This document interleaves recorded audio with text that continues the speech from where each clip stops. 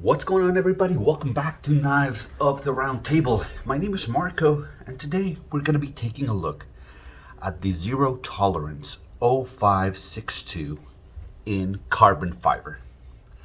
So this knife has been in the knife community for a long time, and it has been reviewed by a great deal of people.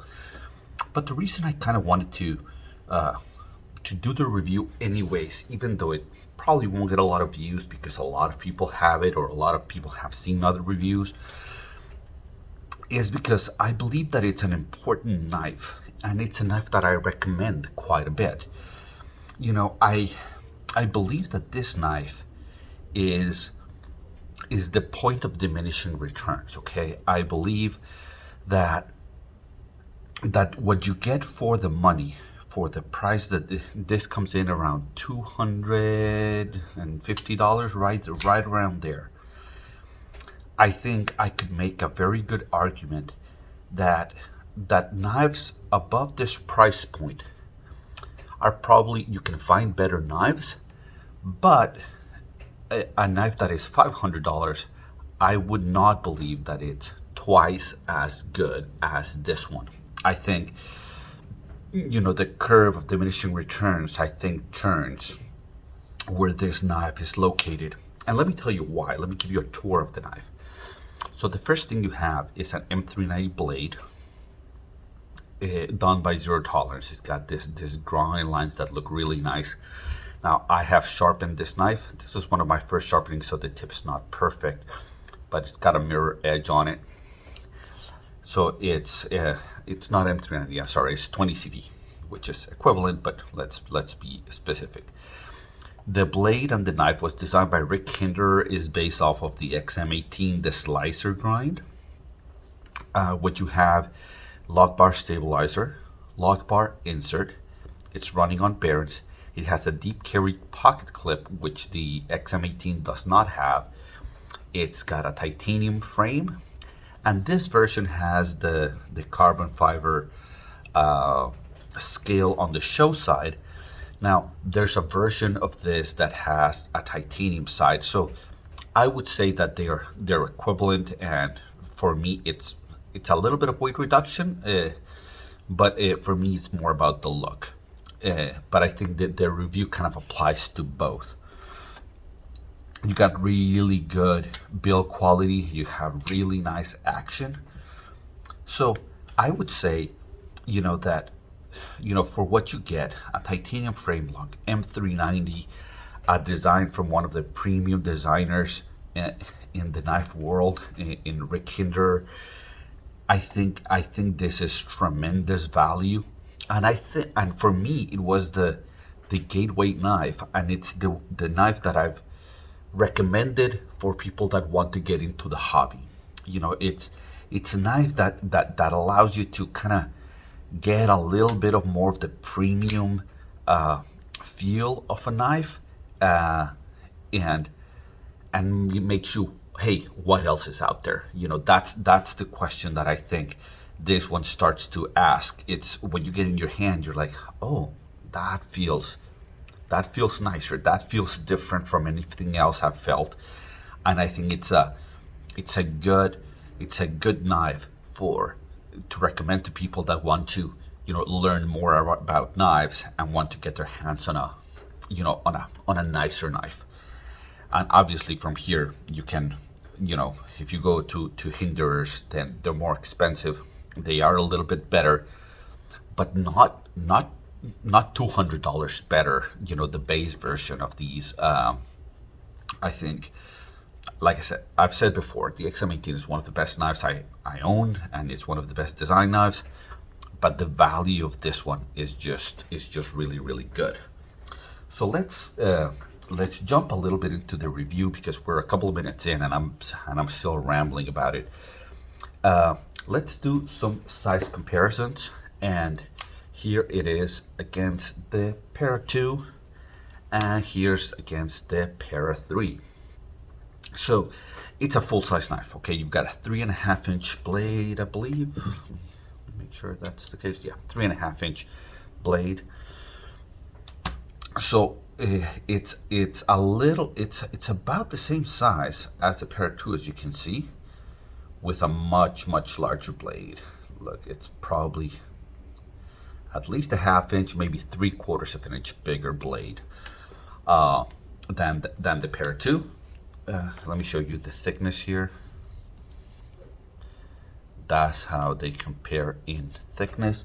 So, you know, a little bit thicker than the Para 2, but it carries a little bit better because in this configuration it's about the same length, but it is narrower in that direction. So if we compare it to the bug outs, that's the full-size bug out, and this is the mini bug out right here. So it's a substantial knife, and especially it's a much thicker blade than either of these. This is meant to be a harder use knife. This is one that you put in your pocket when you don't want to worry about what you're doing. You know, if you're just going to be slicing stuff, then the bug outs are good. But if you're going to be doing some harder tasks, then the 0562 is a better choice. Now let's talk ergonomics. Ergonomics on this thing are phenomenal. I've mentioned before that I like when the knife guides you to where it should be held, and in my hand, size large gloves, this just melts right there. Every finger groove, the turn in the back for the pinky just locks the knife in place in my hand. It just feels so good. My thumb comes to rest directly on this jimping that is not aggressive. It's just really good, and I get a tremendously good grip on the knife. The pocket clip is low enough that I don't feel a hot spot anywhere. So the ergonomics on this thing are phenomenal. And it's one of the things, it's one of the reasons that when I recommend it and people get it into their hands, they put it in their hand, they're like, oh wow, yeah. It's, you know, you just get that reaction when you have really good ergonomics and people feel it. You know, if they've been holding, you know, a Swiss Army knife or something, you know, going to this is a big step up. The ergonomics on this thing are phenomenal. Now, the action on this is really good. Okay, the deployment is crisp, is reliable, it works every single time. It's not as fast because it's a thick blade. So when you have a thicker blade, you have to move a lot of material. So the detent is dialed in perfectly.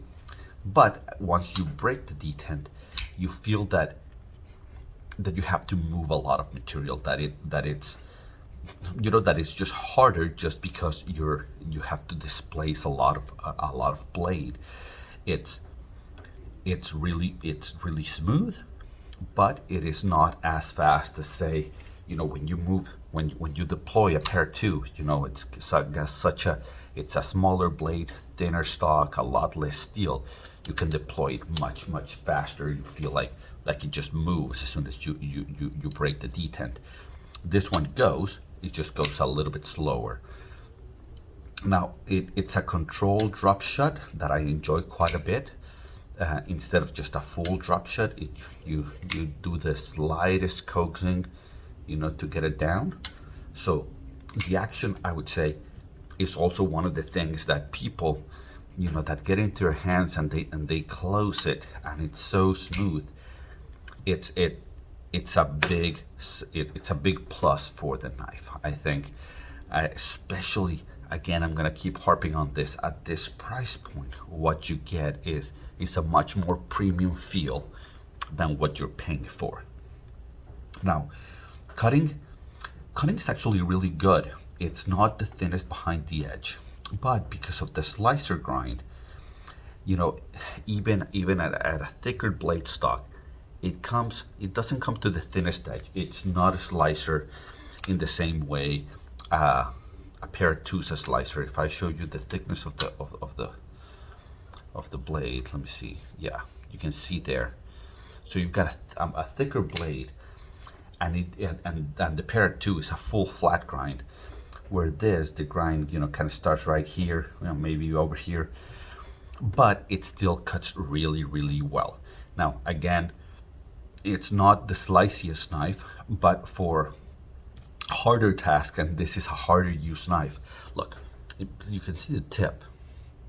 They've done this swedge here that ends right here. So near the tip, you have almost the full amount of material. If I show you the tips, comparing the tips of the Pair 2 and the 0562, you can see you're more likely to break the tip of a Pair 2 than I don't think you could break the tip of the 0562. This is a harder use knife, but it cuts really, really well for a hard use knife. Now, fit and finish, Zero Tolerance, I think does a really good job with their fit and finish. I think it's that step above what Spyderco does. It's that step above what Benchmade does.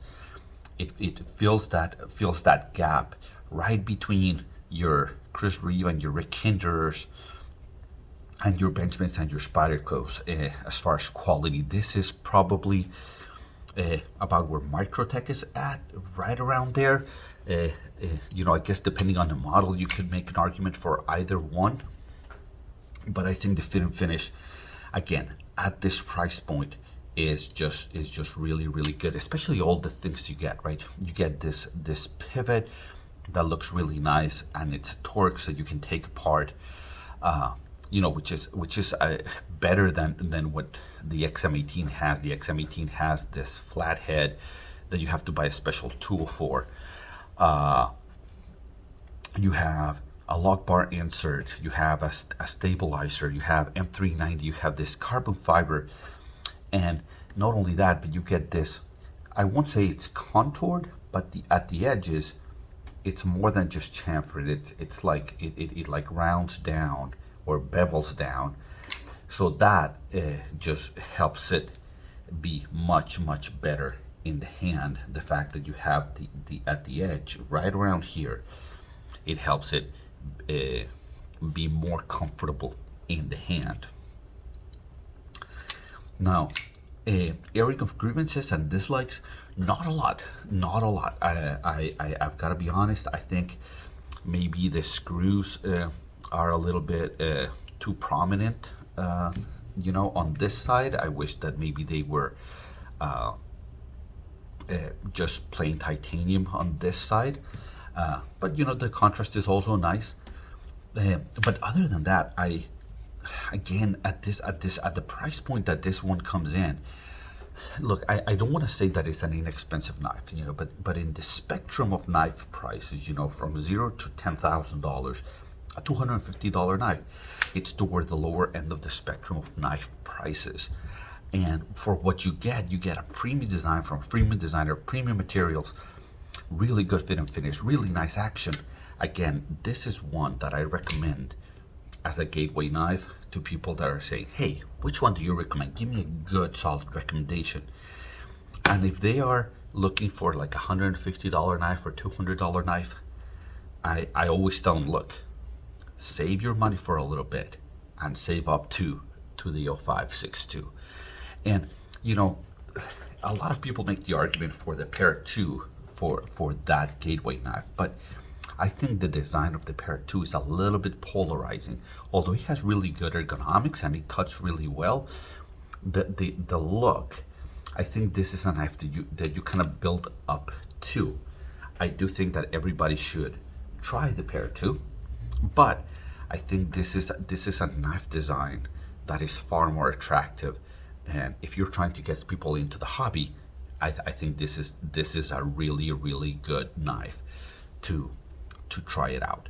So I know that I haven't said anything probably that hasn't been said before about this knife, but I do believe this is the point of the diminishing returns. I do believe this is a great gateway knife into the hobby, and I highly recommend it. So if you have somebody in your life that you wanna, try and say, look, get into the hobby, you'll enjoy it, have them check out my video. I think this is this is a really, really good way of getting into the hobby. I don't think you can go wrong. And if you only had one knife and you made it this one, I think you'd be pretty well set. Guys, hopefully you liked it. If you did, like and subscribe. Don't hit the notification buttons. Nobody likes to be receive any more emails than we already do. If you like the videos, you know where to find me. Take care. Until the next one.